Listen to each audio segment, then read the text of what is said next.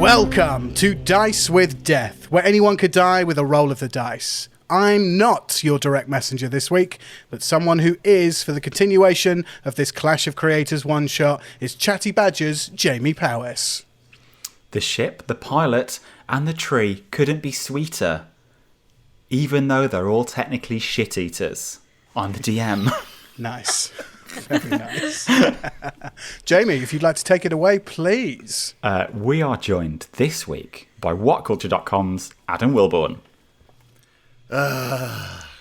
G'day. Gary's the name, you flaming galah. Got myself a bomb, gonna chuck it in a star. But first, it's a new episode, and that means one thing. What new accent will this dice roll bring? Here we go. Good luck, everyone. Here we go. Bonjour, je m'appelle Gary. So many better options out there, and he's French now. Good. Okay. Anyway, yeah, I'm Adam, Gary, yeah. Also joining this week, our content creator, Billie Trixx. Oh no, I've lost it. I'm sorry, I can't with the French there. Right, brilliant. I'm playing cricket. Alright, it's my rhyme. The realm of cricket. Dreams set aglow. She aimed the egg from the ship, the shit-eater, to bestow. To a star she soared with a daring intent. Her vessel emboldened on this celestial ascent. Ooh. Very good. Ooh la Very la. good. Adam, that. stop, please. Also joining this week is content creator Molly Rennie. We've found ourselves caught in the middle of space. After our steps the bad guys did trace. We simply wanted to help our new hamster friend. We wouldn't think throwing an egg into the sun would offend. Is it possible that what we are doing is a crime? Maybe, but I'm sure it will all work out fine. Very nice. Just realised Molly's just reminded me that it's not the bomb, it's the egg that has to go into the sun. But then again, it is my first day, so it's fine. We're all good.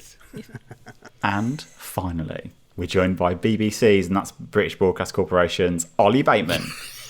All right, my lovers. Don't think I missed a trick when I left a talking hamster covered in sick. I'm Sho-Cung Lao. Is everyone ready for a Spelljammer adventure? Yes. Hell yeah. Previously, on Dice with Death, we met the crew of the living delivery ship, lovingly nicknamed the Shit-Eater. Kriket, the tri-cream pilot, Audrey, the light-fingered cleaner, Sho-Cung, the ex-criminal parcel delivery cannon engineer, and Gary, the accent-changing work experience. Audrey, Sho, and Gary went to pick up a parcel from the university's end tavern just at the edge of an asteroid field orbiting a central star. It didn't go to plan. It turns out they were paid by a miniature giant space hamster to smuggle it and a package to the nearest star. To complicate things a little bit more, that hamster was being chased by vampirates who appeared in the tavern searching for it. After an impressive charisma check, Audrey convinced the vampirate captain that she was just carrying a box of vomit. Not a box of vomit with a hamster in it. Meanwhile, Kriket, who stayed on the ship by themselves, managed to convince a giant slug not to steal the shit-eater, but actually take them out for a drink at the tavern instead.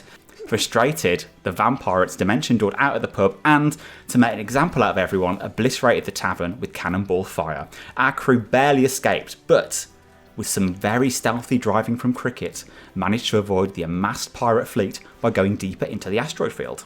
When the crew got to relative safety, the hamster explained that she owed an ancient solar dragon a favour and wanted to deliver that dragon's egg to the nearest star.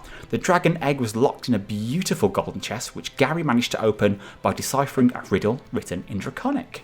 The crew agreed to deliver the package, but only if they could keep the chest. To get to the star, the crew needed to break cover from the asteroid field and enter the void of space. To prepare for the run, Sho-Cung had a heart-to-heart with Gary about his wild use of accents. Audrey bubble-wrapped a dragon egg, giving them advantage on firing it into the sun, and after rolling a nat 20, Gary found a bomb in some parcels that will do 5d6 fire damage. Kriket raced out towards the Star of Maria, but a vampiric galleon decloaked and hit their ship with a harpoon. 3 more ships fired harpoons, but just 1 hit. And that's where we are now. Kriket, you look up and you see this harpoon embedded in the tree at the centre of your ship, and you see this kind of long, thick chain going back connecting to that massive pirate galleon behind you. Then you feel a really dull pain in your side as well, as you feel like the second pirate galleon harpoon the ship's hull. So you watch as those kind of chains just snap really tight, and you feel your whole ship jerk backwards. Everyone, give me deck saves. Oh no! Already? Here we go. Already? Yeah, go for it. Right off the bat. Ooh! Modded 20. 21. Got a 20 as well. Yes. Not 20, baby. Yeah. I love that. Yes. Let's go. So you... Oh, hold on. Let me roll for the hamster. Oh yeah. So the hamster literally gets flung backwards, lands on his back. But you guys who are kind of used to being on this ship, being on the kind of deep space, you're absolutely fine. You kind of take this massive hit. You hear your ship kind of creak and watch as kind of cracks appear across the deck from the strain of these two huge vessels kind of tugging and holding the shit-eater back. But then some unexpected happens.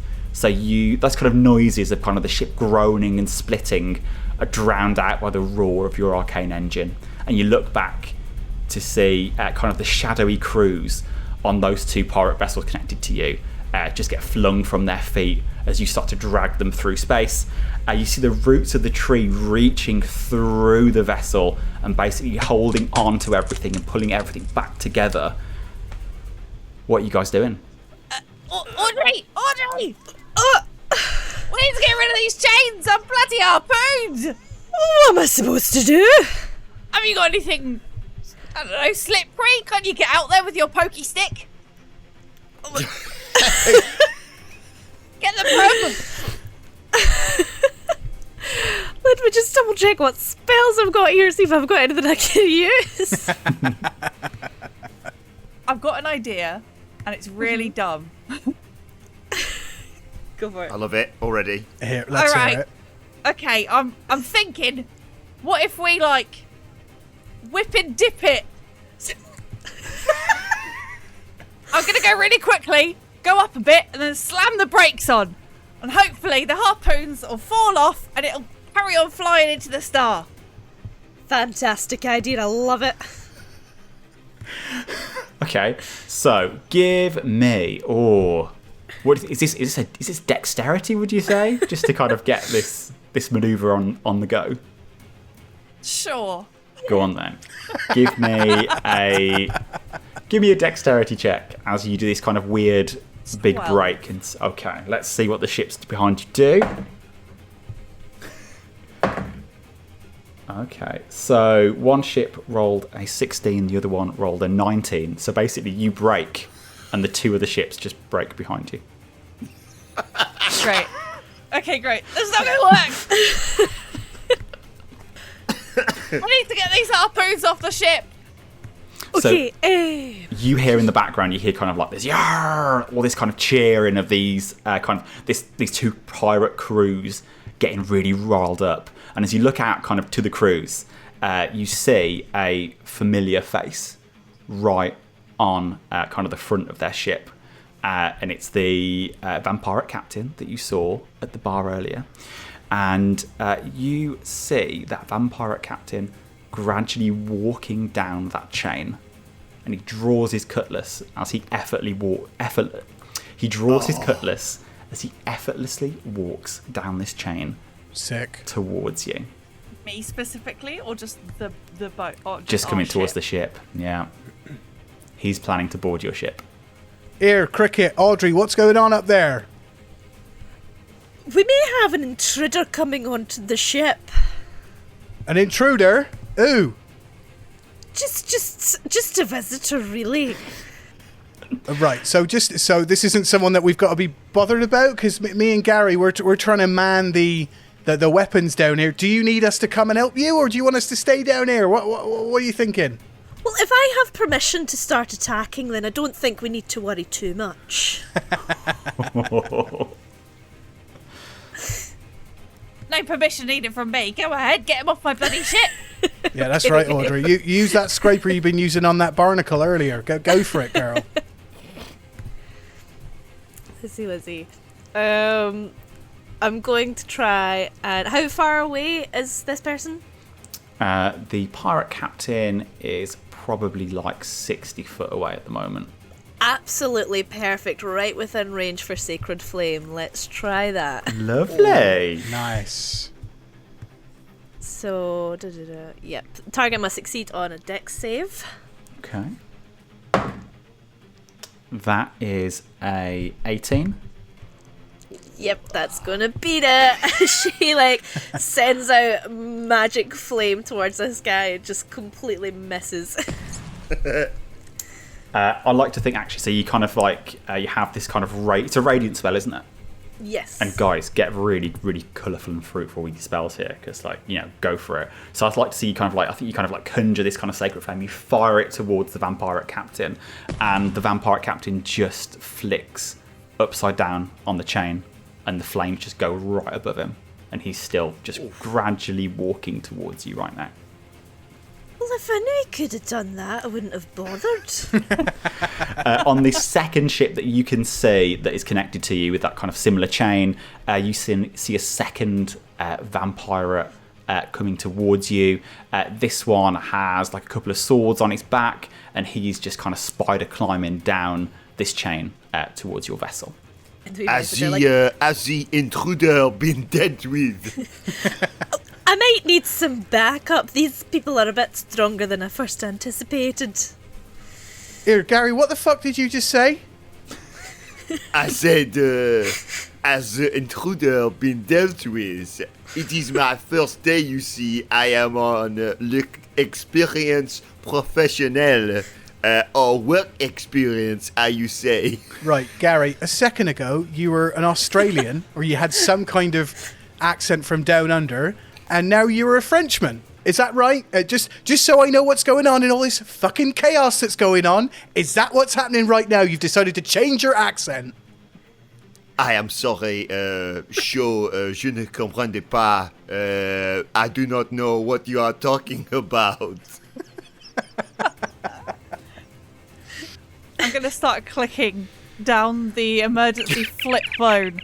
That whatever Audrey's saying is not enough. We need backup right now. Where is everyone else? There's somebody on the ship. They're coming towards the ship, and I can't do anything. Help! Right. Gary, grab your baguette, grab your beret. We're heading up to the deck. Allez! Oh, if we could do 2 hours of this, that'd be great. As you're heading up to the ship, do you guys want to make your perception check? Yes. Everyone can make your perception check if they want. I'd love to. That's a 9 from me. Okay. 11. That's a nat 20. Yes. Yes, I got Audrey. a D7 or 17, as you say. With your 17 and your nat 20, you see kind of one of the trading ships. So you are... Well, actually, are you actually moving again? Or have you stopped completely? No, okay. I'm still pushing us towards this star. Cool. So, one of the trading ships, so one of these ships is... So, what happened was, I think 4 galleons appeared. I think 4 galleons appeared behind you from the asteroid field and are chasing you, and they're kind of dropping back a little bit. You see the one closest to you that's still dropping back. You see a figure on that ship, and you see her sprint to the edge of the ship, dive off, and she starts flying towards you. I think actually, Audrey, with your nat 20, you recognise that as the woman who was in the bar with the vampire captain as well. Oh no. I think we've got some familiar faces from when we picked up this parcel. Not that slug again. Unfortunately, no, I think we'd much prefer the slug. I love the slug. I love to eat snails and various mollusks. Wow. Okay. We would like to apologise to our French listeners. Yeah, this is turning into Dice with Death stereotypes. We haven't got many. We haven't got many French listeners though. So No, No. that's fine. That's fine. No, now, you're Wipe right. them out. So me and Gary are we're on the bridge now. We're on the bridge. Okay. Okay, great. Cool. So these guys are coming towards you. I'm going to say that they're all kind of going to move 30 feet towards you. What are you guys doing? Are you preparing anyway? You've probably got... They're very, very close to getting on board your vessel. I mean, as far as I'm concerned, I think we've got to stand and fight, right? Captain goes down with his ship and all that. Well, what I do you want me to agree. do? Not just you. I think we all probably need to, I don't know, have some fisticuffs or something. Like, they're going to get on. As you say that, you see a tiny, miniature, giant space hamster pull a sword from his backpack and a little mini shield and stands ready to fight. Are we doing this? I'm so glad you remember the original voice. Are we doing this? Oh, look, a tiny little hamster with it. Is that a toothpick you got there? And a little bottle cap? Is that what that is? A little toothpick and a bottle cap shield? You look, it is a toothpick, a bottle cap, and he's got a little thimble on his head for a helmet. Oh my god. It's so cute. Kriket, I'm sorry to say, I think we found our new captain. He can't fly the ship. Can you fly the ship? I'll have a go if you want. Actually, yes. Come on then. I actually get up. Fine. The miniature space hamster will sit in the spelljammer helm. You kind Does of... the I think- hamster look sad as it like sheaths its sword and bottle cap shield? No, I think it's basically going to sheath his sword, reach in his backpack, get kind of like some pilot goggles, pop them on, just get ready. I think kind of like a pilot jacket kind of thing with like the sheepskin at the top kind of thing. Where is this yeah. hamster's wardrobe coming from? Cheeks. And he looks to you and he goes, "It's from my backpack." And he puts on a pair of aviators over his goggles, which I think is a bit too much now, but it's happened. No, It's done. not enough. Well, keep us coming straight, I guess. So yeah, he's gonna. She's gonna sit in the spelljammer helm. You're gonna kind of see it kind of go from that kind of green glow that you have, Kriket, into a kind of golden hamster glow, and yeah, it's gonna basically keep going. Does this universe have Kenny Loggins' Danger Zone on any available audio device? I think due to copyright reasons, no, but it might have one MIDI. that's quite similar. A MIDI version. The MIDI version, yeah. One that's changed like 10% from what it used to be, so it's actually completely legal. So there we go. Highway to the Risky Zone. Is that what it's called? Highway to the risky zone. I think everyone has to roll for initiative, don't they? Yeah, Let's come go. on. Yeah, come on, here we go. Fight. Instead of goose, we've got hamster. I love that. That's a 13 for Sho-Cung. Cool. What's everyone's 9. initiative? 9! Something about being on Hey. this podcast makes me roll really well, and I got a 21 there. Oh, yeah. Nice. Audrey is literally cleaning up. I got 19. Oh, that's it. 9. Oh, okay, got this. Right. Audrey, you're up first. You have got currently in front... Well, which way are you looking? You're looking down to the back of the ship, I'm assuming. Yeah, just wherever they're coming onto the ship, that's where I'm looking. Cool. So you've got one chain that is going directly from the back of the ship to the pirate galleon with the pirate captain on it. You've got a chain on the right side of the ship where there's a pirate kind of like spider climbing down towards you, and then on the left of the ship you have a vampire flying towards you. Oh, that's exciting. Okay, I'm going to start with my bonus action. I'm going to cast Spiritual Weapon. Amazing. Audrey's spiritual weapon it's the shape of a broom, but instead of the bristles, it's just like daggers almost sticking out of the bottom of it. And she's gonna aim that for the one. Is the one flying about within 60 feet? Yeah, go on then. Yeah, we're gonna go for that one then. Cool. So Roll to hit. I rolled a 14, and I believe it's plus 6, so dirty 20. That hits. Yes. Roll your damage. Nice. Yes. That is 10 force damage. Cool. Already off the bat. Lovely. So yeah, that so kind of your broom.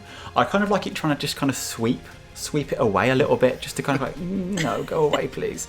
So that broom hits the vampire mage, and they take 10 damage. Lovely.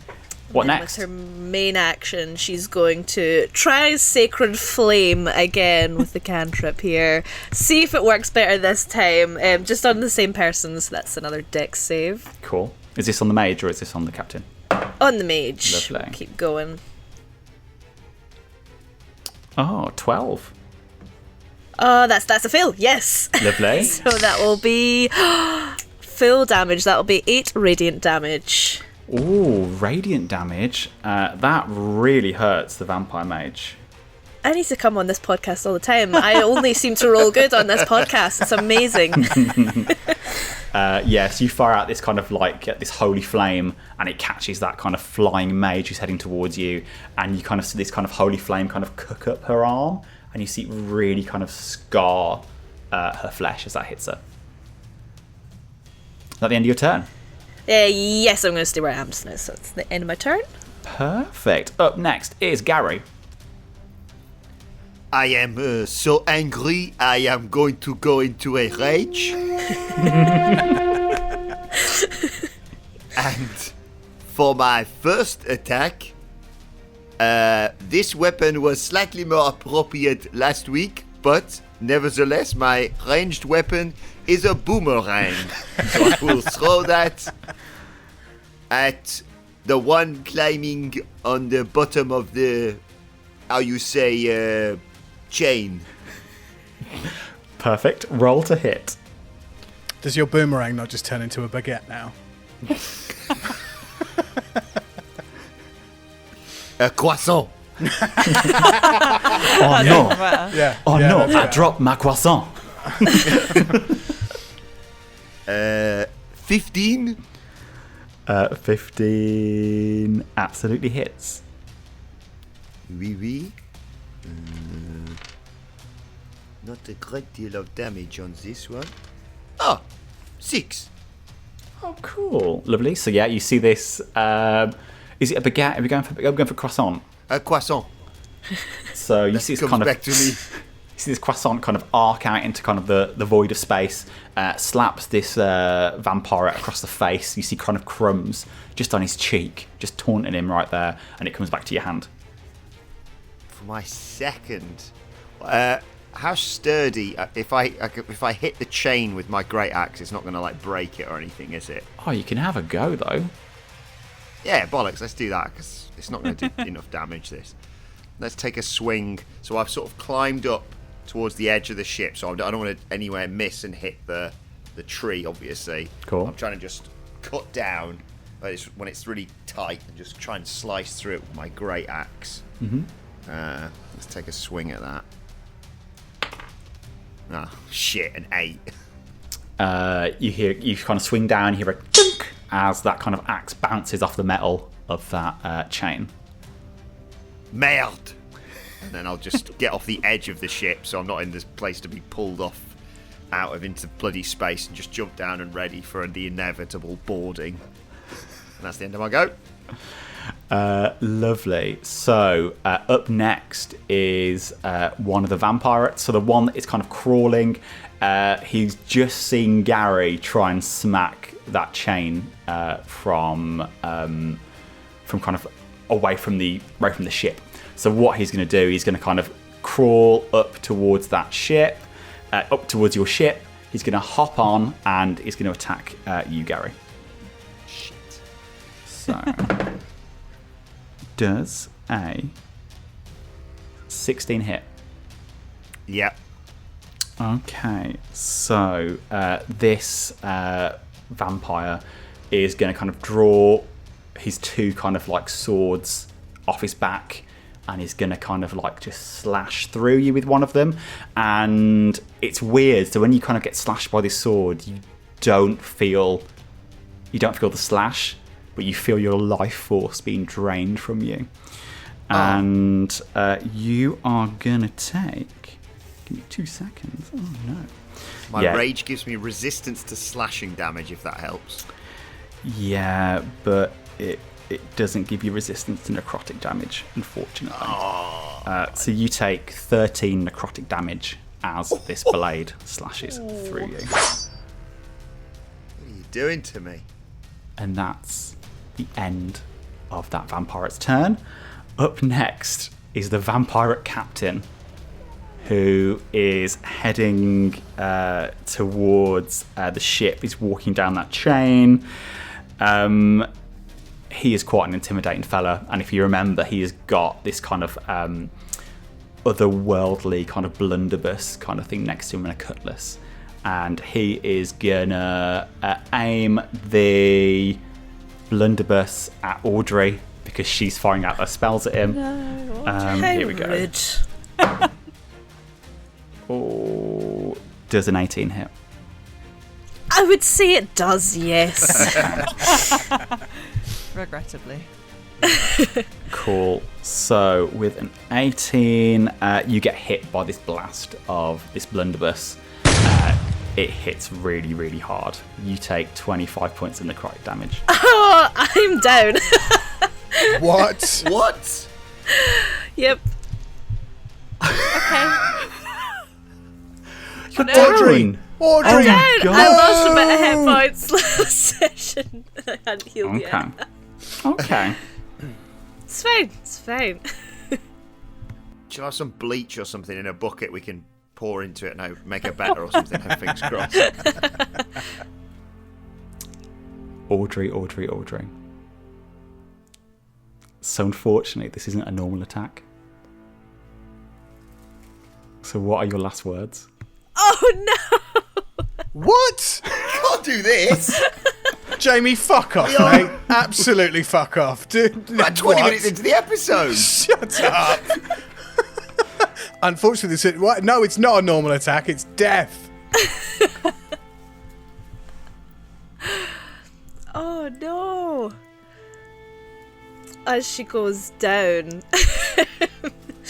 her last words, like, I hope that hamster has a lovely outfit for my funeral. And you hit the deck hard. Can I roll an insight check to see why that isn't a normal attack? If you want to roll an Arcana attack, an Arcana check, or if you want to do some sort of perception investigation on Audrey's body. 19 on Audrey's body. Audrey's still moving. And you see Audrey's eyes flick open, red. Oh no. Fangs appear. And You said bangs then. I was like, oh no, a fringe! Thanks. Oh no. My worst nightmare! Oh, let's hope she didn't cut them herself. Fangs appear, and you are the latest member of the vampiric crew. So you now have... Oh, how many hit points have you got? Hopefully more than last time. You've got 42 hit points. Wow. Also, you can't be poisoned, you can't be charmed, you can't be put to sleep. You have resistance to... you're completely immune to cold necrotic damage as well. But you are super weak to radiant damage. And you're part of the team now. So here we go. Yes. Up next is Sho. hold on. Does Audrey feel like... I know she's been changed into a vampire. Does she feel like she has some... like, not agency. Does she feel like she belongs to the vampires now? Is that it? What do you think, Audrey? I mean, she's just died, but does she really even have any lines to anybody ever? There's going to be a lot of spillages to clean up if you're hanging around with vampires. Just a heads up on that one. That's true. That's true. There's probably less to clean up around here. I'd like to argue that she'd still be with, she'd still be on the shit-eater side, just with really cool vampire powers now. Mechanics-wise, I'm going to make you do wisdom saves. And okay, yeah. So if you fail your wisdom save, then you are going to be fighting with the vampires for that turn. If you pass your wisdom save, you have all your cleric abilities and you can do whatever you want. Okay? I'm cool with that. Look at the If we get through this, we've got the most badass crew in the galaxy. We've got a tiny hamster and a vampire cleaner. Jesus. Well, I have been rolling very well for Yes. most sessions, and I've done the same again. I've got a 25 for wisdom. Yes. Audrey's OP. We love this. So, I think the shot hit you in the chest and you kind of feel this kind of like necrotic corruption kind of going through your body. And then you think of your deity, which I don't know who deity is really, and you've mentioned like cleaning products, so maybe it's like, I don't know, Jif Lemon or something. You think of Mr. Jif Muscle. Lemon. you think of Sillet Bang. You think of the Sillet Bang Barry man. Scott. Barry Scott. Barry Scott is your god. The dirt is gone. Yeah. Bang and the curse is gone, and you kind of feel you've got yourself control again. For this turn, anyway. For this turn. Just doused in bleach and I'm back to my old self again. Oh, much better. Sho, your turn. Yeah. And that was the vampirate captain who shot Audrey. Mm-hmm. Okay. How far away from me is he? He's literally just got to the edge of the ship, so you can put yourself wherever you want for this bit. So he's not on the ship. No, he's literally right, but maybe like one step onto the ship. Oh, okay, cool. Okay, well if I'm close enough, I'll use my movement to get right up to the vampirate captain. I'm going to take a swing at him with my quarterstaff, please. Cool, roll to hit. Ooh, what is that? That's probably not going to do it. 17 to hit. Hits. Hits. Amazing. Yes. Okay. You see Sho-Cung Lao rear this quarterstaff from his back. He's obviously still in his poster uniform with his shorts and his steel toe cap boots, but you see him effortlessly spin this quarterstaff round and clock.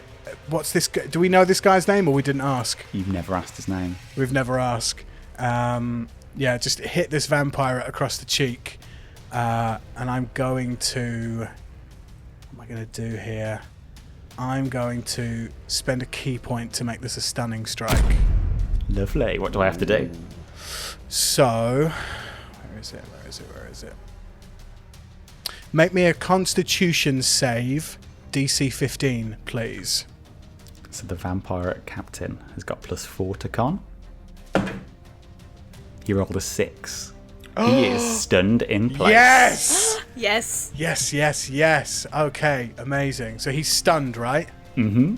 Okay, a stunned creature is incapacitated, can't move, can't speak, only falteringly. The creature automatically fails strength and dexterity saving throws. Attack rolls against this creature have advantage.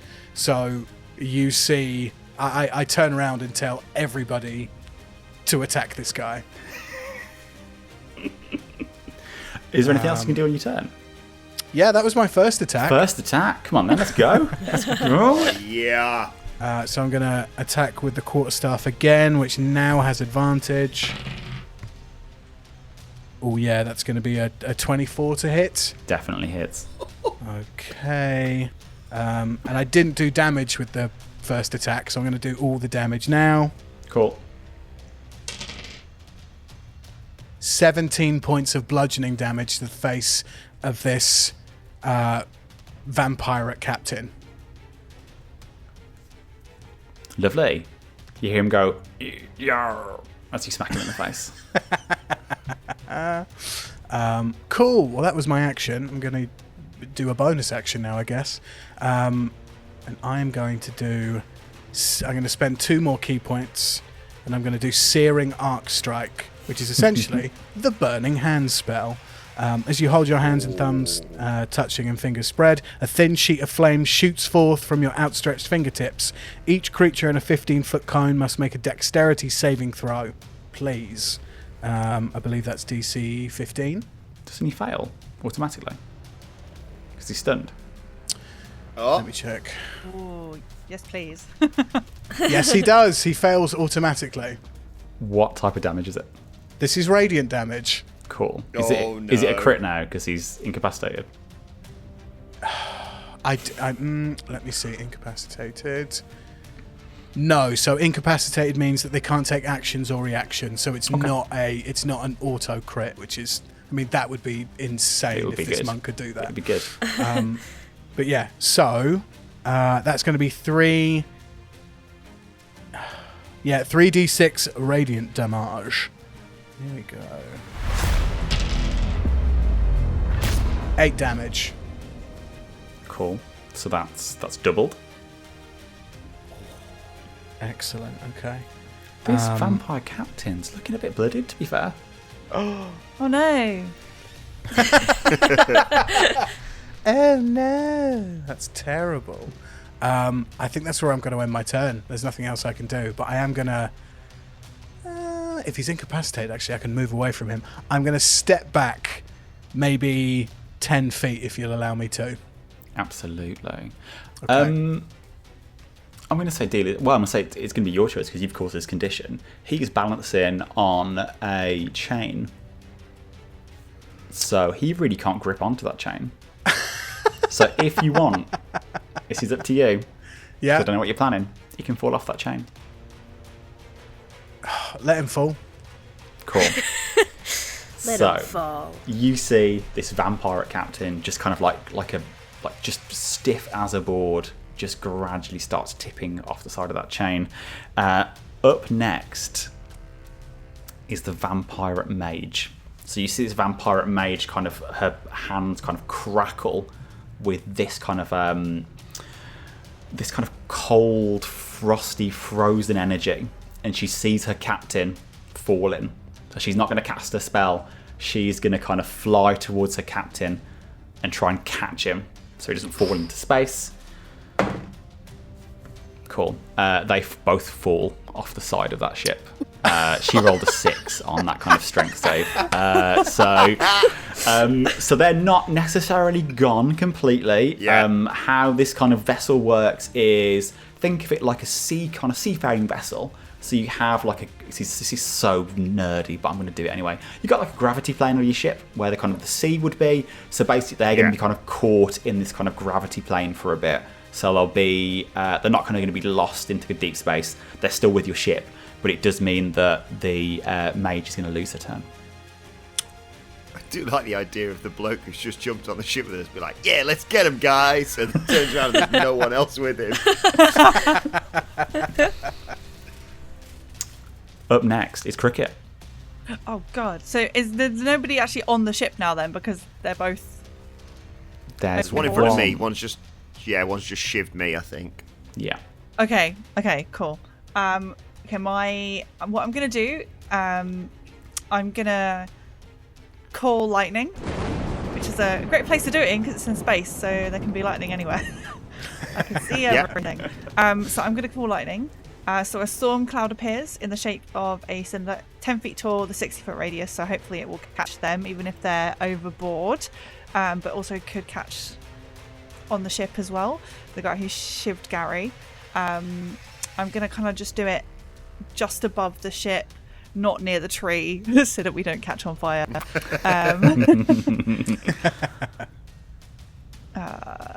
Yeah, so a bolt of lightning flashes down from the cloud, and each creature within 5 feet must make a dexterity saving throw. So I think at least the person on board will have to make a dex throw. Cool. I'll make the dex save. Dex save? Yes, dex save. Unnatural 20. Oh, okay. Sorry. Well, half as much damage on a successful. So 3d10 lightning. 5, 7, and 6. And then half of that. What's that? Math. 9, 18. For my bonus action, Mm-hmm.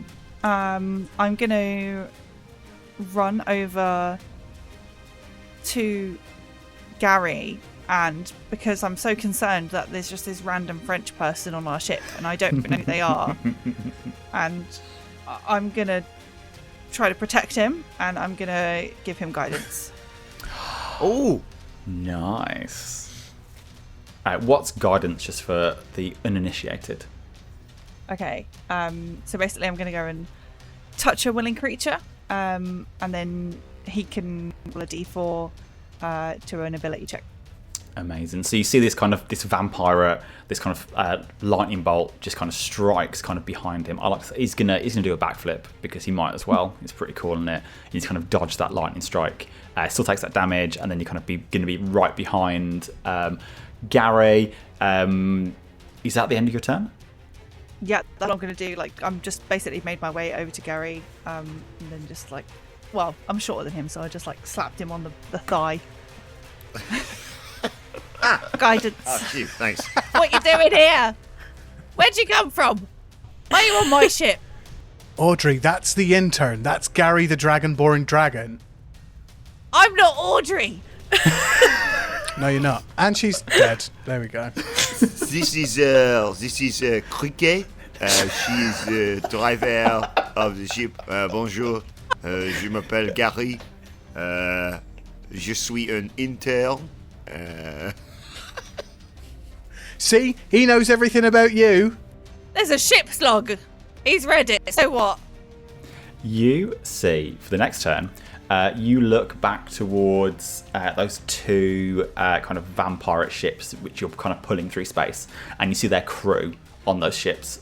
They they're basically all in shadows, so you can see kind of glowing red eyes and these kind of translucent creatures, and they are going to very slowly start climbing down those chains towards you. It's difficult terrain for them, so it's probably going to take them a couple of turns to get here, but you see kind of that movement as those creatures are coming down those chains towards you. And then right at the bottom of the list is the hamster, who is just gonna keep pushing it. He's literally all he's gonna do is just will the ship to go further. Yeah, just gun it, keep going. And that is the end of round one. Woo. Hey. Woo! Oh, only one death in round one. as well. Only One death. round. Also, you are now getting closer to the sun, and how that's going to work in terms of mechanics. At the moment, you are out of range. The next turn you have, you'll be out of range still, but turn 4, you will be in range to fire that cannon.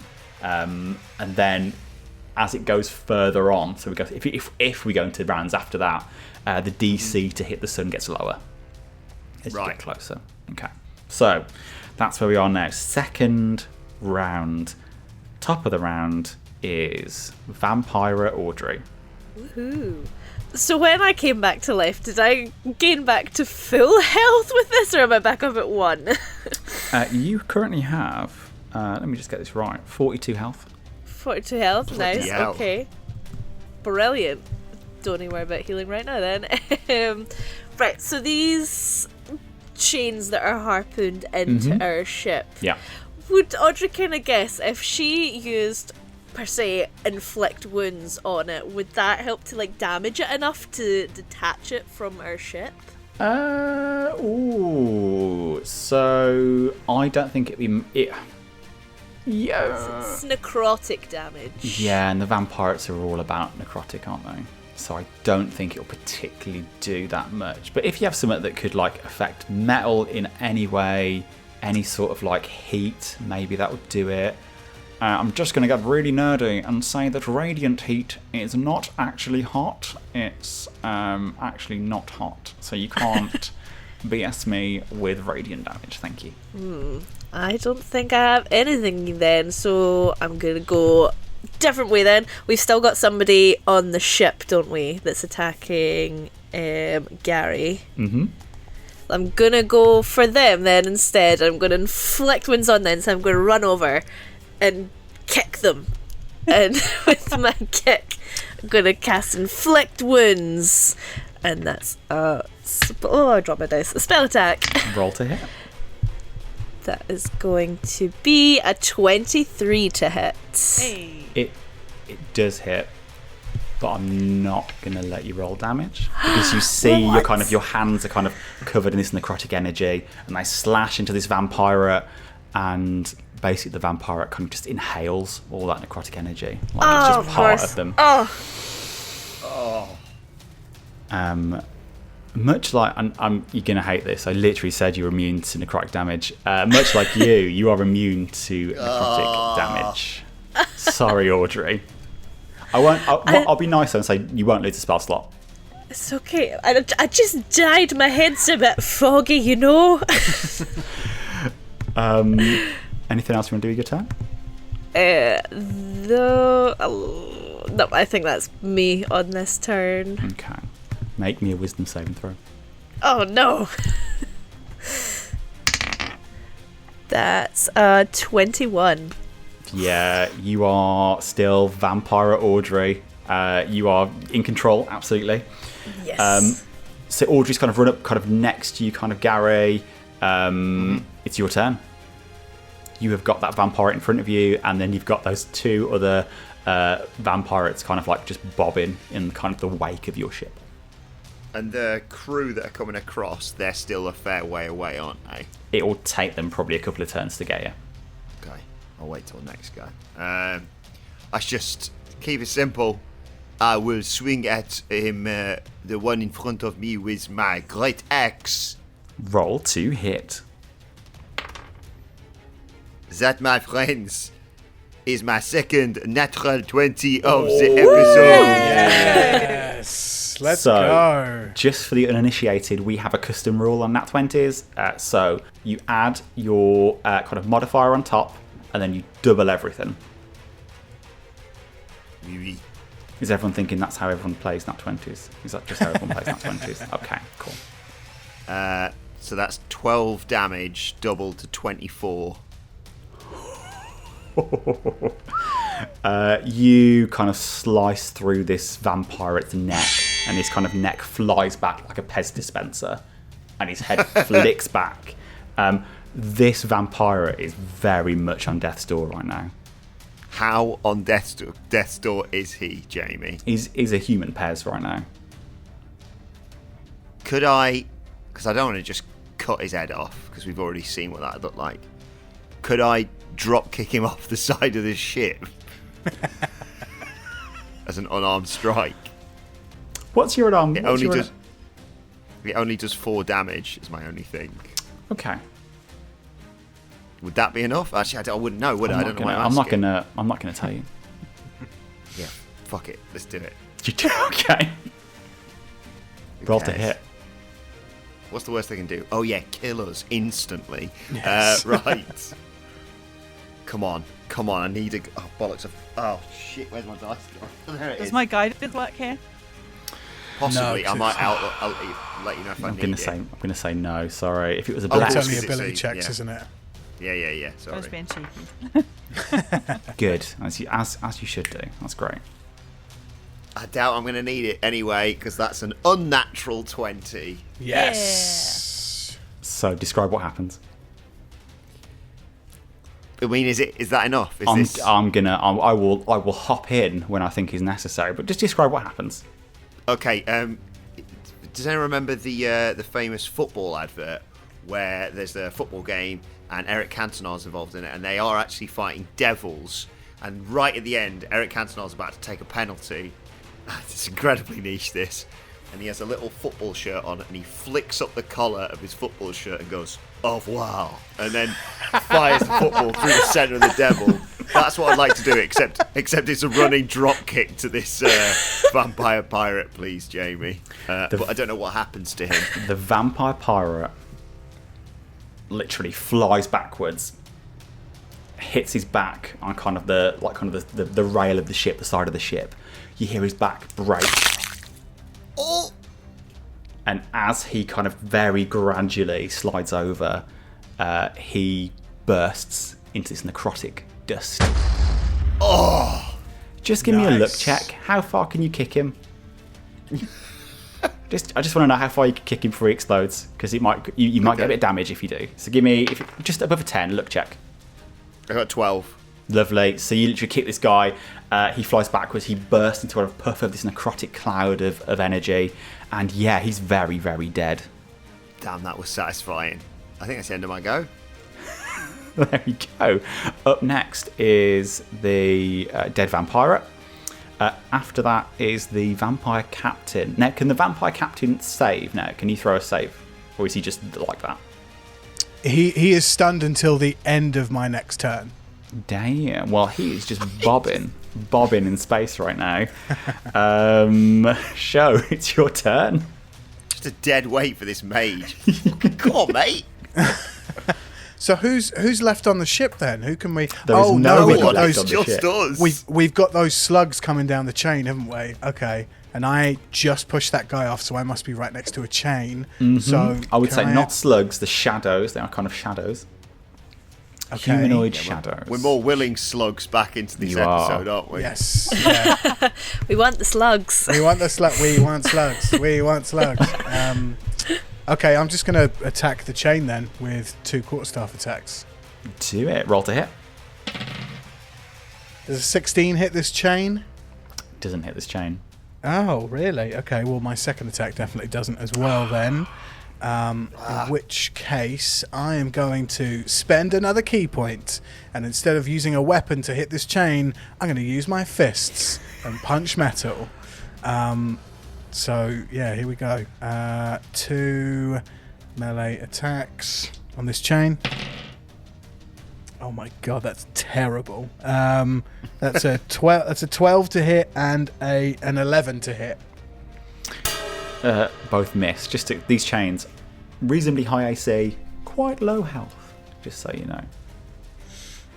That's the end of my turn. You're literally punching metal now. Yeah. Why won't you break? Up next is a vampire mage who has got her captain in her arms. She's going to try and do like a strength save.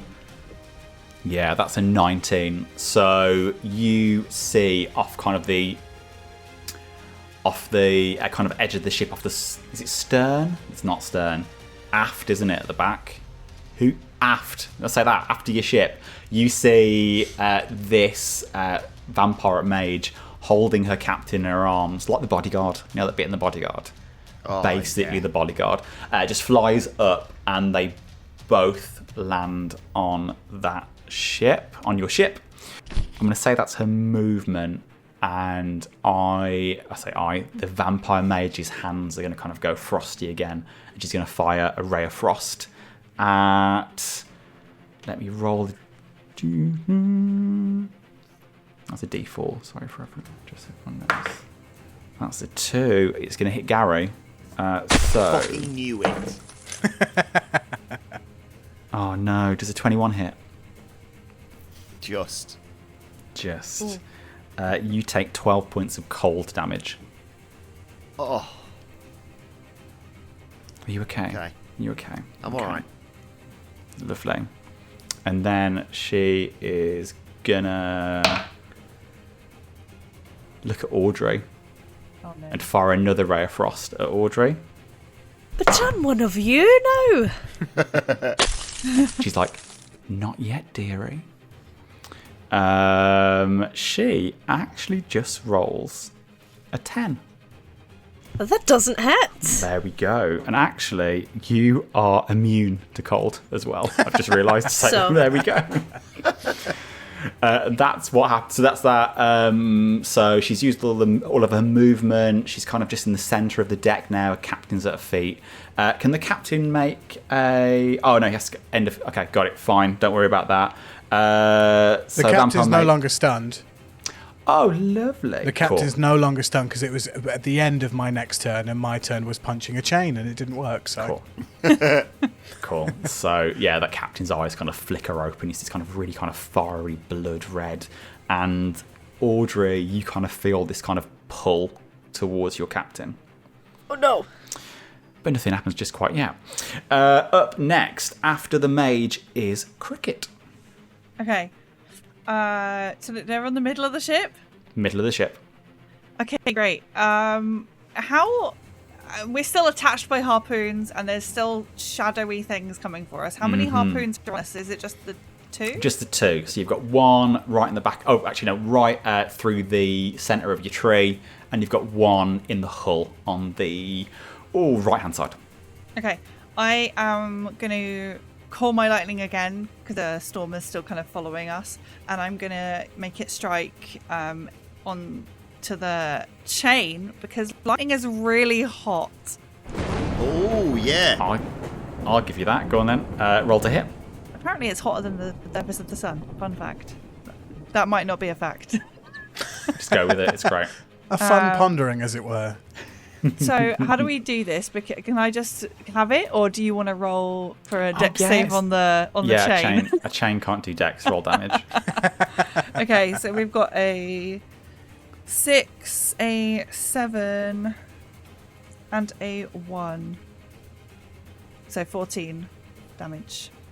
Okay, so where that lightning bolt hits, you hear this kind of big metal kind of...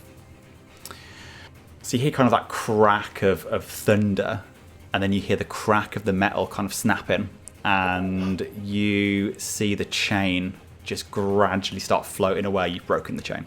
Yes. Yes. Come on. Nice. Okay.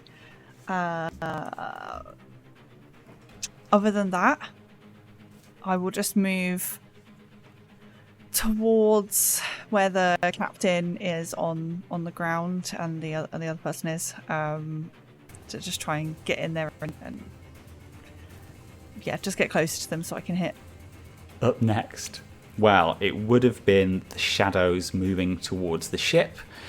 So half of the shadows are now just floating kind of in space a little bit, not connected to anything. But on the one side, you're flipping them off. On the one side of the ship, those shadows are still kind of gradually getting towards your vessel. Then it's the hamster's turn, who is just booking it still. So he's just keeping that ship flying straight towards the sun. That's the end of round 2. Round 3, back to the top of the round. It is Vampire Audrey. Yeah. So I, on this turn, with this new pirate captain on our ship, I'm going to cast Moonbeam at 3rd level. Ooh, yes. And I'm going to centre it right on where they are. What does Moonbeam do? So Moonbeam, at the start of their turn, as they start the turn, they need to make a con save, and if they fail, 2d10 damage, or half on a successful. Yes. Well, it's 3d10 actually, because I've upcast it to 3rd level. Lovely. You're going to keep me honest on that one, so shout when I have to do that, okay? Okay. Anything else for your turn? Nope, that's going to be my turn just now. Okay. I'm gonna. This is so lame that I know this because I play a cleric. You still have your spiritual weapon up. No, because I died, so I thought it would go away. So this is so I'm so sorry. It's actually not concentration. Spiritual weapon. Is it not? No. I surely thought when I died it would go away. If it's still up, if you're Still letting up. me have Still it, up. then I will use it. We're going for the chains then that are onto the ship. Roll to I'll hit. use it on that. That's going to be a dirty 20. Hits. Roll damage. Yes. That is 7 force damage. Cool. Very, very close to breaking. Very, very close to breaking. And then that is my turn. Gary, you're up. You see kind of this one chain looking pretty ropey, one chain floating back, and the kind of pursuing vessel is kind of falling back as well. You also see the vampire captain on his back, prone in the centre of the deck, and the mage just standing above them. God, decisions. How far away are the shadowy vampires? They are probably about 30 foot away. All of them, 30 foot. Yeah, well, the nearest one to you is about 30 foot away. Right, I'll wait. What do we think? What do we think, guys? Should I try and break this chain with my great axe? I suppose I could do one attack on each, one on the twat on the floor and one on the chain. That is what I shall do. Is it? Oh, by the way, which chain broke? Is it the one next to me that the bloke was climbing on, or the other one? I don't know if I hadn't asked that earlier. Then I'd have to move. That's a good point. I'm not sure. Which one did you hit? I was going for the one that was going through like the middle of our tree. Cool, lovely. So the one that's closest to you is still there. Okay, I'll just hit that then, or go to hit it with my great axe, and be less shit than an 8 last time. Come on.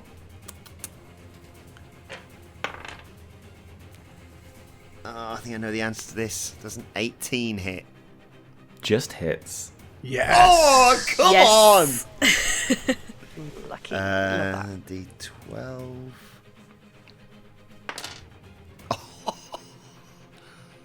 14 damage, please.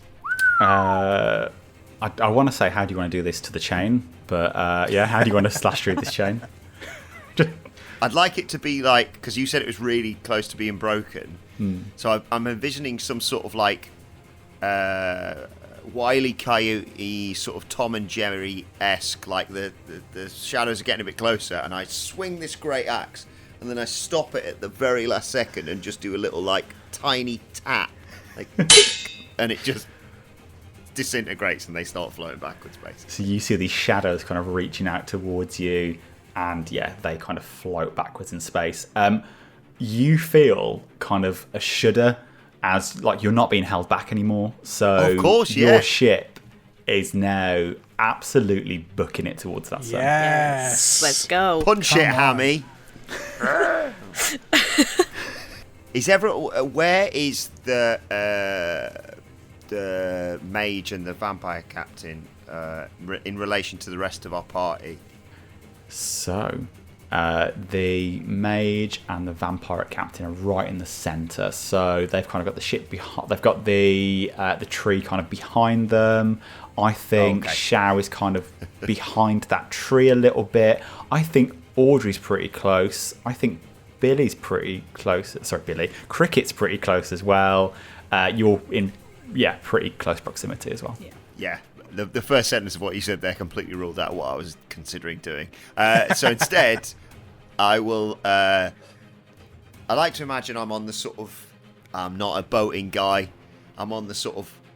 Is hull? Is it? No, that's the edge of the. I'm on the lip of the boat. I want to try and jump off that with my great axe to swing it down into the captain's back, basically. I love that. He's prone. You have advantage on this attack. Let's fucking go, baby. 21. That hits. 7 damage. Okay. The pirate captain. So it's his turn next. It's my bonus action. Sorry. Oh, I'm finished. Oh. Can I go into a frenzy? Ooh, you absolutely can. What does a frenzy do? Nothing yet. While in a frenzy, you can make single melee weapon attack as a bonus action on each of your turns after this one. Lovely. So the vampire captain is going to use a reaction He's going to use uncanny dodge. He's going to flick up his cutlass. Is it cutlass? Is it cutlass? Yeah. Flicks it up, and he's going to half the damage from the 7 to a 4. But yeah, he's going to do that, but he's going to take a bit of damage. It is the pirate captain's go. He is going to stand up. It's going to take damage as well right off the bat from the moonbeam. Nice. Be a con save. Con save is...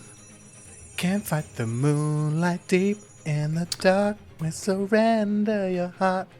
Don't you There we know? go. Don't you know? Don't you know that you can't fight the moonbeam? No. You can't fight it. So roll the 17. That passes, but it's still going to take half damage anyway. So let me roll that. So it's going to be 3d10 What radiant. type of damage is it? Radiant. Oh, of course it is. Come on, Of then. course. So that's an 8. That's a 13. That's 18. So half of 18. So 9 radiant damage. So it's back up to 18 then. Because it takes double damage. So it's 18 damage that he takes. Yes. Ooh, he is not looking great. Nice. Brilliant. Oh, the mage as well. Is it a cylinder? It's a 5-foot radius, 40 high cylinder. Yeah, they're standing right next to each other. So let me roll for the mage as well. That'll be the start of their turn. Oh, okay, cool, fine. So you can Sorry. do the captain's turn first. I'll do that one. Okay. He can die first, and then they can go next time. He gets absolutely like blasted by this kind of moonbeam, and you see him kind of like stand up, dust himself off. He spins his like blunderbuss around. He's going to aim like point blank at Garrow. Oh no. No. So dead. Maybe not. Does a 17 hit? Yeah. Okay. No. You take 18 points of necrotic damage. I am very close to death's door. How are you alive? I've got a lot. I was about to say I have a lot of HP. I used to have a lot of HP. And he looks you in the eyes with his like kind of red, kind of like dead eyes, and goes, "You'll be joining my crew soon, laddie." Zut alors. Up next is Sho. I think it's time we deliver this man on time to death. That was good, wasn't it? What I said just then, that was all right. That'll do. That's great. That's really good. Oh, is that you, Hammy? We're Yeah. calling you Hammy. We've never asked your name. What is your name, by the way? It feels like this is not the best time to ask the name. Really? Well, I'm asking it. Oh, my name. You know, it's really bad. I've forgotten the hamster's name. Give me 2 seconds. Please, Squiddy. God, let it be Humphrey. Oh my God, I'm so happy. Such an inside joke that only 3 people on this call know Yep. about. Actually, So only 3 people on the country probably know about. let's switch it up a bit and call it Sammy, because it's a girl, and that is also an in-joke. And Yes. we'll talk about that on No Dice if you want. There we go. Excellent. Yeah, Excellent. yeah. So Sammy. Oh, my name's Sammy. All right, okay. I can't remember why I even asked her fucking name in the first place. I'm going to hit this Okay. guy in the face. Okay. Ooh, that's good. Does a 24 hit? That hits. Yeah, boy. My second attack with the quarterstaff does not hit, but I'm going to spend a key point to make that another stunning strike. I'm gonna do the damage first, I think, Okay. because I can decide if I want to do that. So 1d8.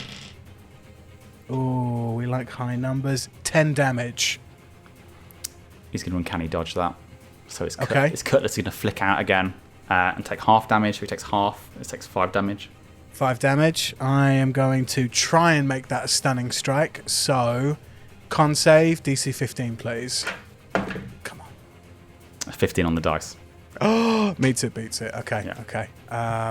In that case, bonus action, I'm going to cast Radiant Sunbolt, which is a ranged attack. So, roll to hit. Yeah, boy, that's a nat 20, baby! Hey. Yeah! Cool. So, radiant damage, 1d6 plus 4. Okay, 9, so 18 damage. Finish the vampire captain. Yes! Yes! Yeah, you see... you see... Sho-Cung kind of rear his quarterstaff on his back, and you see that he kind of swings round this postman satchel and flips the cover off the top of it, delves into it with his right hand, and pulls out this this glowing, radiant set of parcels, and just fires it towards this guy. So this kind of radiant parcel hits, and you see kind of he didn't look particularly alive in the first place, but you see the last remnants of kind of life or any sort of kind of movement or animation just stop, and he deanimates. And then you see Sho-Cung say, "You've been delivered on time." Oh. That was all right, wasn't it, gang? That was okay. That was fine. Yeah, I like that one. Yeah. It went well, yes. So, Fantastic. Gary, But- I like you. both Gary and Sho are in melee range, aren't they? Yes. Yeah. Is Audrey in range, would you say? Because she doesn't have to be in range. I think she is. Go on. Okay. Is Kriket up against those guys as well? Be honest. Why not? we're all We all Come go on, guys. together. He's giving you an out. He's giving you an out. Say you're on Yeah, another I ship or know. something. we don't do that. Don't back down. Get off my shit. Have we I've all already got, died once. have we all got super close? Okay. When the captain is reduced to 0 hit points, Ah. he explodes. A cloud of ash surrounds creatures within 5 feet. They must succeed on a DC 15 Constitution saving throw. Okay. If Here you we go. fail, you take 14 necrotic damage. Okay. Yep, that'll kill me. Or at least knock me down. 21. Fine. That's 11 for me. 14 necrotic damage, was it? Yeah, Okay. I got a 3. cool. But you're immune, so you're fine. Yeah. What have I got to beat, Jamie? 15. Right, I've got a +4. Come on. Oh no. I rolled a 13. So that's 17, so... Yes. Yeah, thank so God. you just feel this kind of dust just kind of surrounding you. Up next is the vampire mage, Oh. and Take damage. she looks at her captain and holds this kind of dust in her hands. She's And going to she take goes, moonbeam damage, right? Oh, Yeah, she is going to take moonbeam me. damage. Molly, I heard you, and I've got your back. I heard you say it anyway. She's not said it loud enough. Come on. Come on. Just let him have Moonbeam. his moment to monologue. So Thank con you save. for that. He started Calm. talking. I was like, no, sorry, mate. Come on. 18. Passes, but again, it's just gonna be straight Yeah. damage then. Oh no, that's 1. Oh no, that's 2 ones. Oh, no. That's what I like. Oh my god, I rolled 3 ones on the damage. No, What? 2. So that's 3 radiant damage overall. Your rolls are over. Your good rolls are done. I know they're gone. I Thank- got them all out the way at the start. Thank you for not smashing this one completely straight away. So you see this vampire mage, and she's standing there. She's got a handful of ash from her captain, and you see, as you look kind of out across the kind of the void of space to those kind of pirate ships that are kind of following you still, but they're dropping behind. You can see kind of the eyes of all of the shadows just switch off from red, and you see the vampire mage's eyes turn like a deep purple, and all of the others behind her turn to deep purple, and she goes, "Oh, it's my crew now," and she throws the ash up into the sky, and she casts hypnotic pattern on every single one of you. No. Hypnotic pattern. Let me just read it out. Yes, please. You create a twisting pattern of colours that weaves through the air inside a 30-foot cube within range. The pattern appears for a moment and vanishes. Each creature in the area who sees the pattern must make a wisdom saving throw. On a failed save, the creature becomes charmed for the duration. While charmed by this spell, the creature is incapacitated and has a movement speed of 0. So everyone roll me wisdom saving throws, and you are trying to beat a 13. Just a 13. Is this to be charmed, Jamie? Yes. Okay, cool. Got to beat a 13, right? Charmed 13. me. Jamie, I've actually done some reading for Oh. once on this bloody podcast. Mindless rage. You can't be charmed or frightened whilst raging. Does that apply here? Absolutely does. Yes. Nice. Yes! So she floats in the air. Who is charmed? Who is not charmed? I do the Alan Partridge shrug when she does that.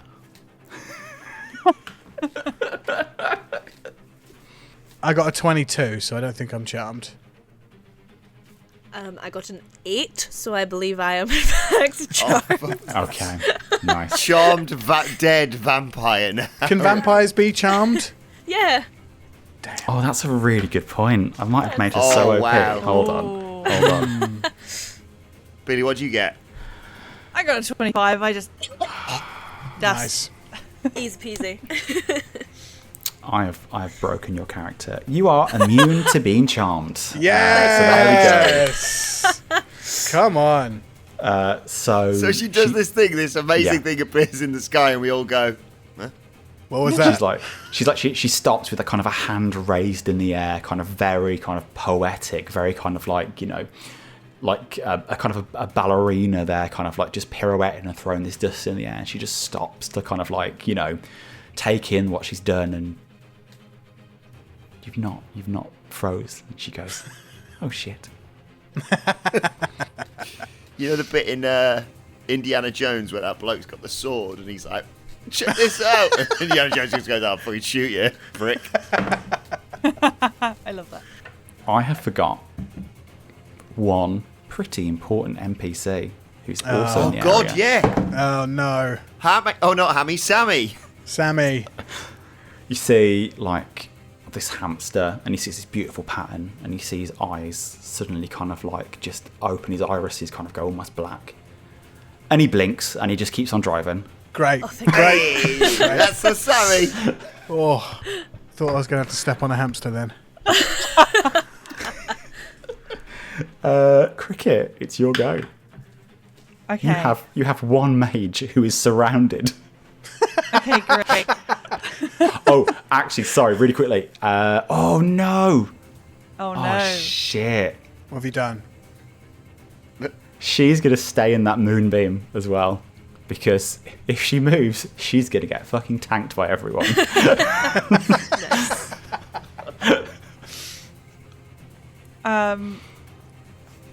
I would like to try and polymorph her into a tiny slug. What? Nice. Is this a thing? Yes, this is a thing. This is a This thing. is a great thing. Absolutely. Can you just read the spell? Creature is limited in the actions it can perform by the nature of its new form. It can't speak, cast spells, or take any other action that requires hands or speech. Cannot activate, use, or wield other benefit from any of its equipment. It just transforms a creature you can see within range into a new form. Unwilling creature must make a wisdom saving throw to avoid the effect. The spell has no effect on shape changer or a creature with 0 hit points. But Okay. So, what do you want it not to beat? so 13 altogether. The vampire mage has a wisdom of +2 and is proficient in wisdom saves. So I'm adding a +5 to this. Okay.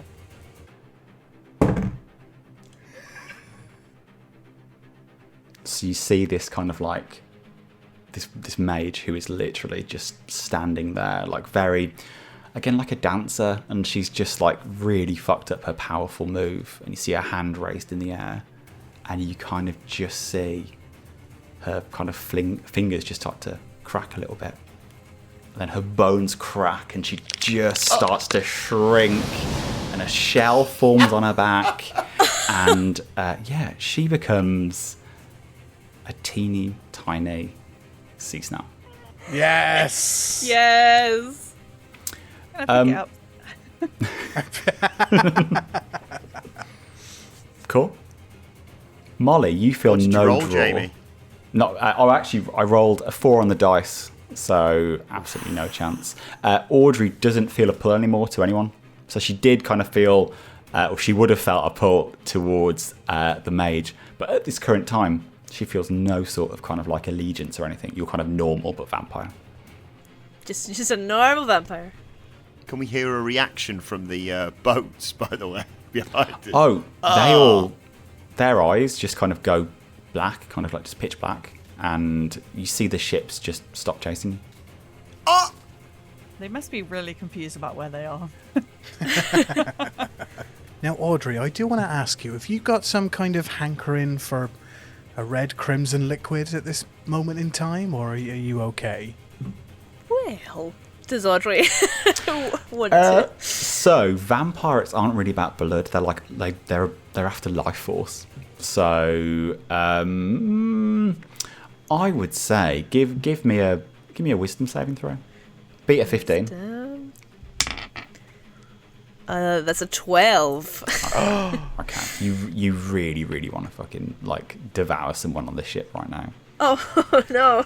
But you've rolled so well before, like you're kind of okay at the moment. So you got like 27 or something stupid like that, or whatever it was. So you're kind of okay, but you are hankering for some kind of like life force. Maybe at night we should just like lock me in my room or something. That seems like a safe option. Right, okay. In the cleaning cupboard. Just with all our sillet bag, just shelves and shelves of it. Oh, Barry Scott, it's you. Save me, Barry. So the hamster again just keeps ploughing on. Really, it's his turn. We are currently still in initiative because I think can that vampire mage save at all now? Is that it? Is she just done for like an hour or so, or whatever it is? Just snail. It's snail for an hour. I mean, There we go. yeah. Just limited along for the ride. actions. Cool. It can only do what snails can, like sea snails can do. Can't cast any spells. Can't talk. Can't use hands. In an hour, this slug alarm clock is going to go off and it's going to turn back into a person again. Is that right? Pretty much, yeah. Okay, right, okay. Let's not put him in with the same box with the hamster, just in case then. Sorry, I'm going to drop us all out of initiative because that's it. Like Yes. without her gone, just no one to guide the crew. So we are out of initiative. Congratulations, you smashed my vampire. It's well done. Wow, well done, gang. I really thought Audrey was gonna attack all of us just then. Yeah, same. I Yeah. thought we were going to die at her hands. Or her broom, possibly. We could use the snail as like target practice for the egg. Like if we can shoot this into the sun, then we can shoot an egg. That's what I was thinking. Cool. So you are getting closer to that sun, and Sammy is doing a pretty decent job at kind of guiding you towards the sun. You see it kind of like getting larger and larger. You're kind of feeling waves of heat. You see Sammy kind of just slow down the vessel almost to a crawl, really, because it's starting to get pretty hot next to the sun. It kind of just fills your whole kind of field of view. What do you do? I'm going to pick up the snail. We should probably get rid of this thing. Can I just eat it? Oh, yeah. You can do, but there is a chance that it's going to hit 0 hit points and you're going to have a vampire mage just explode from your mouth. Just to confirm. Yeah. Oh, yeah, I see. Can I just bite the head off? I think that's instant death, isn't it, for it and you? Yeah.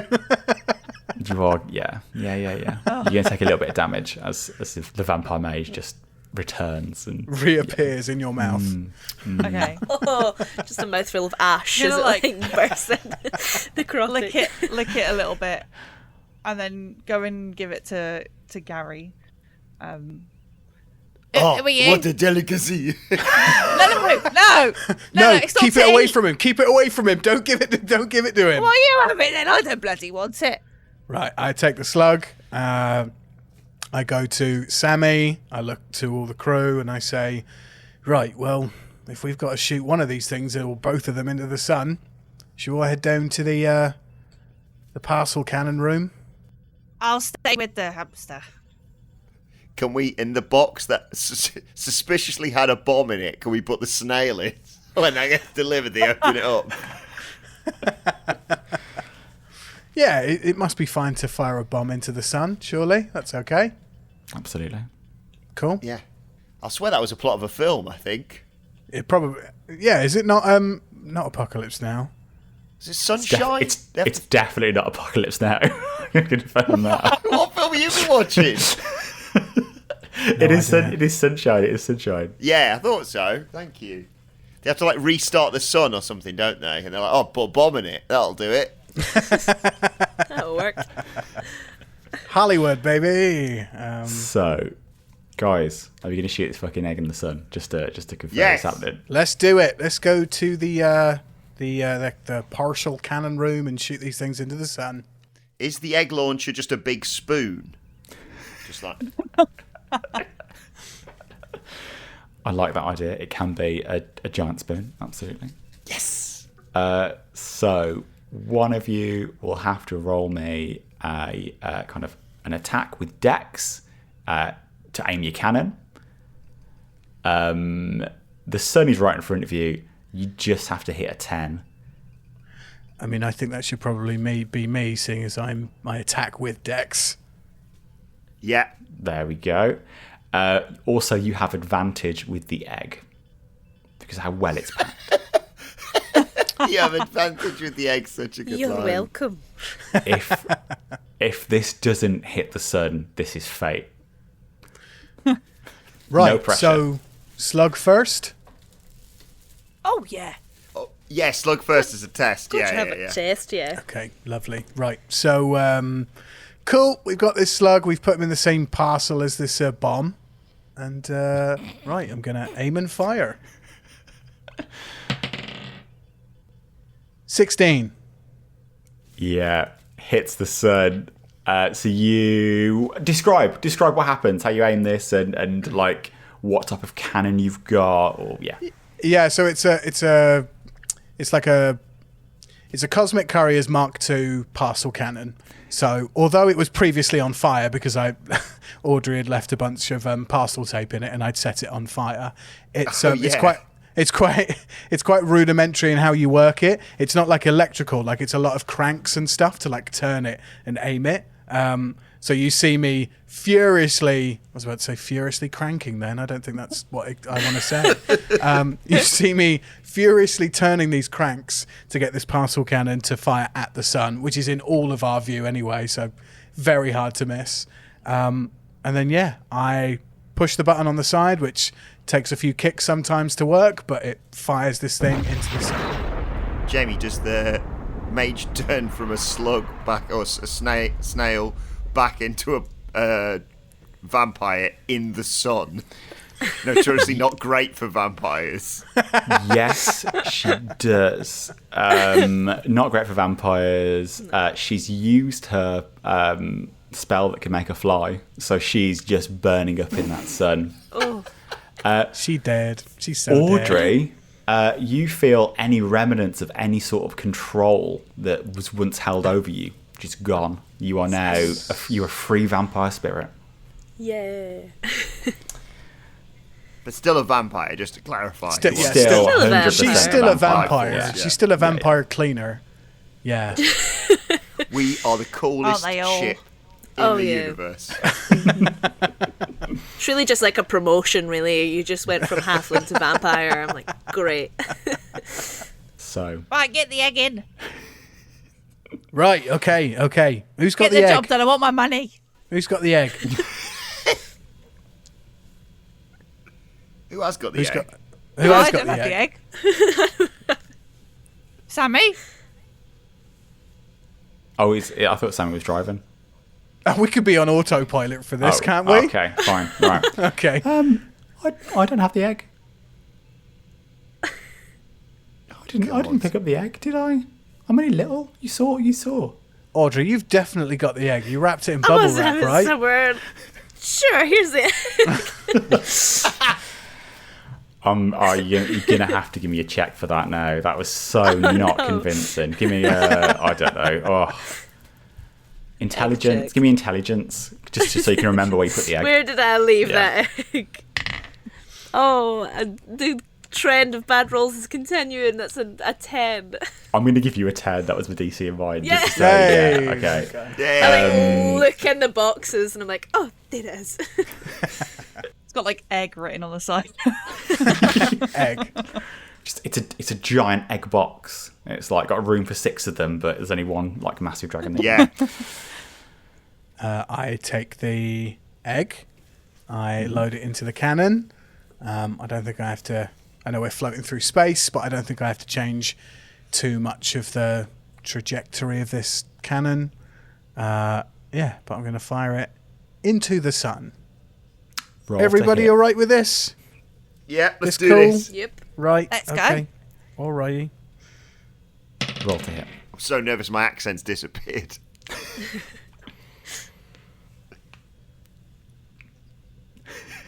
Don't. 19. That face scared me. Yeah. Moment. Panicked. Cool. So you watch as this egg just goes into kind of the corona of the sun, and like a black spot just kind of forms around it just as it hits, just kind of cools down there a little bit. And the once peaceful expanse suddenly erupts with a blinding light, and at the centre of the asteroid field, the star that served as the heart of all this kind of cosmic pinball machine reaches its final moments. And the star explodes, sending shockwaves rippling through space. The force of the explosion causes the star to collapse in on itself, creating a swirling vortex of energy that draws everything nearby towards its core. On behalf of your unmanned ship, give me a strength saving flow.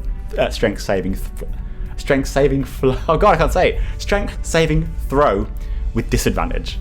Someone give me a throw. One of us? Any one of you can do it. I've got +6 on my strength saving throws, if that helps. Cool. Yeah, not me. I've got -1. Yeah, me too. I've got this one. So it's disadvantage. Take the Oh, I lowest. was about to say do I have advantage there, but I've just remembered you said I've got disadvantage. No, so. no. Okay. Okay, that's a 16, which makes it a 22. So that's... Cool. Wait for it. Don't roll like Molly, don't roll like Molly, don't roll like Molly. You were doing so good at the start of this episode, Molly. I know. Guys, I rolled a 2. No! How could you? No. Your ship takes 86 damage. Oh, that's okay. That's okay. That's okay. That is okay. So it takes your ship, I think, below half health. But you know, it's okay. Let me just actually calculate that. 2 seconds. Yeah, we were at 250. How many times did we get hit? Right, you're at 156 hit points at the moment. That's fine. That's fine. That's fine. Yeah, your ship takes an absolute pounding as this star explodes. That's fair. That would be weird if we didn't. I'm looking to, in all this chaos, I'm looking to Kriket, because I imagine Cricket's the one, as she's in charge of the ship, with like the Motorola flip phone with the screen that's got like our online business banking account. And I'm like, has the money gone in yet? Has the money gone in yet? Dammy. Yeah, no, I prepaid, and you're getting the chest on the top, aren't you? I hope the force hasn't knocked the chest off the top of the ship, because obviously no one was up there either. I hope that hasn't happened. I run up and see if the chest is still there. Give me a luck check. Luck check. Yeah, just give me a flat, like above a 10. It's still there.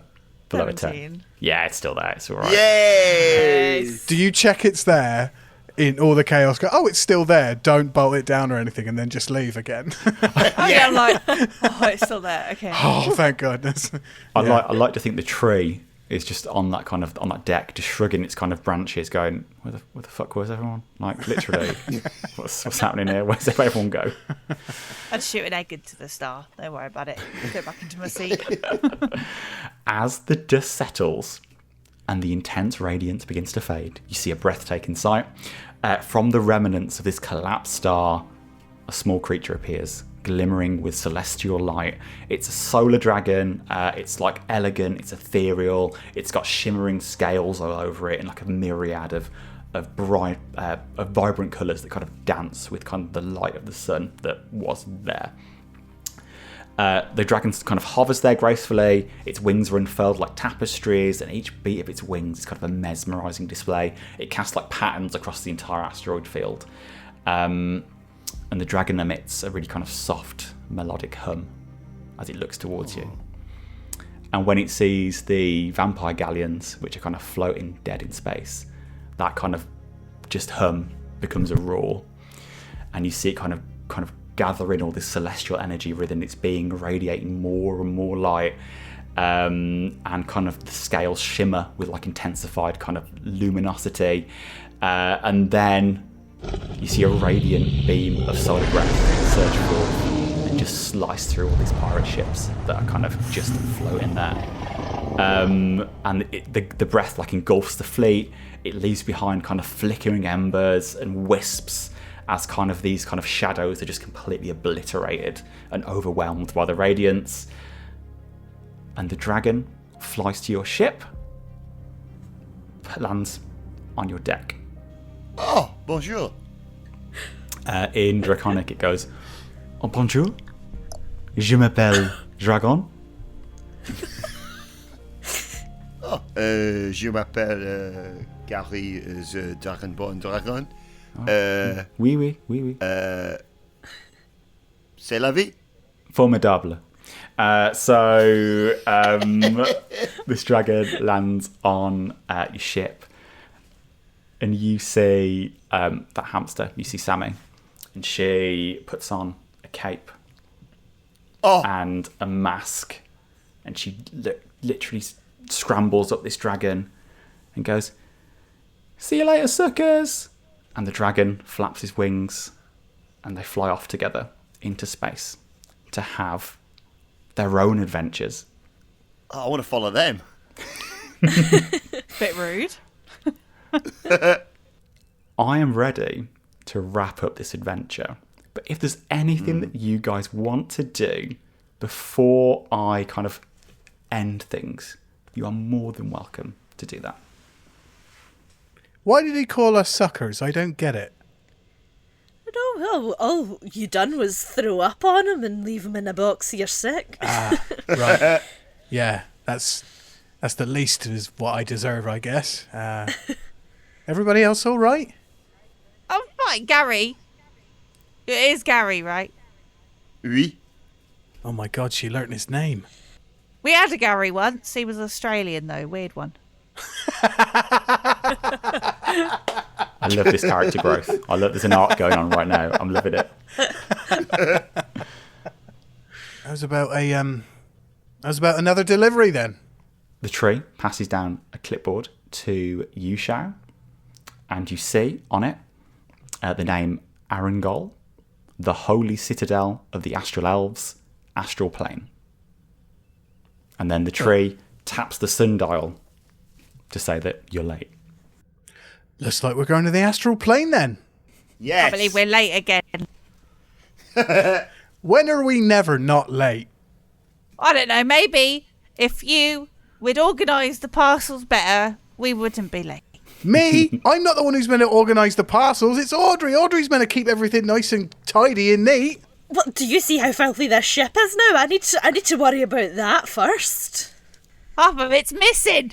Exactly. I imagine as we're all talking, this just all this conversation just fades. You know, like at the end of a film where people just keep talking. We just keep going back and forth and it fades down. So as we watch the shit-eater and her crew depart towards astral space, kind of the branches and roots of that tree start to pull the ship back together, kind of healing it and making it a bit more space-worthy again. The branches kind of almost serpent-like. They are kind of slither across the hull. Audrey, you've not done one thing that you started off doing. Any guesses? No. What? Okay. Those kind of slithering branches head towards that barnacle stuck on the left side of the ship. Kriket, just your spells. How many 4th level spells do you have? None, because I already cast Polymorph. Okay. Do you know the spell Blight? Yes, it was a 4th level though. Okay. So, this barnacle, which isn't actually a barnacle, has been stealing your spells. Oh. The barnacle casts Blight as your prey touches it and does 128 necrotic damage to your ship. Your tree freezes and starts to die. All of its life is drained from it, and you feel the air bubble around you suddenly drop. And that's where we'll end our session. No! Oh, is he allowed to do that? You're trying to do a me, Jamie. You're trying to do know. super awesome cliffhangers.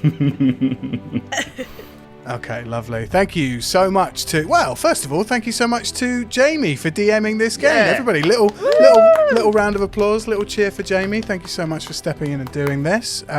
Huge shout out and thank you to our players for these 2 episodes. Adam, of course, but also Molly, Rennie and Billie Trixx. Well done, guys. Thank you so much for coming through and playing another episode of Dice with Death. You can follow us on social media if you so wish, at Dice Death Pod. We're on Twitter, we're on Instagram, all over the place. Facebook, sometimes, Bebo, maybe, Ancestry.com. We haven't cracked just yet. But we also do have a Patreon. If you love what you hear and you think, do you know what, I'm going to give some of these guys some of my hard-earned cash, go to patreon.com/Dice Death Pod and donate some money to us so we can make this podcast the best that it can be. Once again, thank you so much to Molly and Billy for coming through. Little claps for those guys. Thank you. Thanks for having us. This was fun. Yes. It's been really fun. Let's do this again. Excellent. Yeah, we should. We should absolutely do it. Those of you who are listening, if you want to hear more of Billy and Molly on this podcast in little DM stuff by Jamie, get in the comments. Get in the comments on Twitter and Instagram and do tell us. More slugs. More slugs. We All want the slugs. More. We want Slug slugs. one shot. Slugs one shot. Okay. Jamie, where can people find you on social media? I'm at Jamu1987 on Twitter. And you only do Twitter, don't you? Not bothered about Instagram, so that's fine. No, not on there. Well, I am, but it's like I'm just so bored. I can only be interesting on one social media channel, so just pick Twitter. Mr. Adam Wilbourn, I've pretty much just said your tag, but where can people find you online? Yeah, I can be annoying across all forms of social media at Adam Wilbourn. And don't forget, guys, if you can leave us a review on Apple Podcasts, roll a D20, add the +5 modifier. That's how many stars you leave on Apple Podcasts. Very much appreciated. Molly, where can people find you online? Plugs, please. Tell us where the people can find you.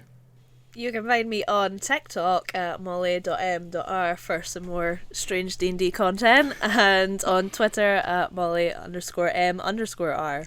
And Billy, where can people come and see you online and see all the content that you do? You can find me everywhere at Billie Trixx, and especially on Twitch for streams. And hey, you can find me at dead_8 on Instagram, on Twitter. I never put my thing out, but yeah, there you go. Thank you so much for listening to another episode of Dice with Death. Say bye, guys. Bye, Bye, guys. guys. Bye, guys. Au revoir. Yay!